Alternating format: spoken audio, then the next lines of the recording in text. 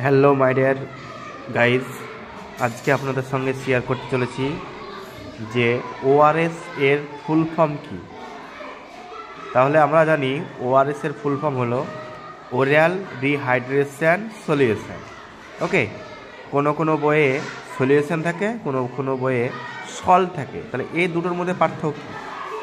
যখন এটা সলিউশন হবে তখন ওআরএসটা লিকুইড ফর্মে পাওয়া যাবে বা তরল ফর্মে, আর যখন সল্ট হবে তখন এটা পাউডার ফর্মে পাওয়া যাবে। এটাই এর তফাৎ।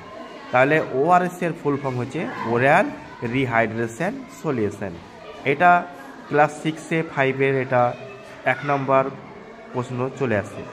এবং যেটা আর একটা আছে সেটা হচ্ছে কি, ওআরএস বানাতে কি কি লাগে? নুন, চিনি, জল। ঠিক আছে, মানে লবণ, চিনি, জল আর একটু মাত্র লেবু দিলে ওআরএস হয়ে যাবে। ওকে, আশা করি প্রত্যেকে ভালো।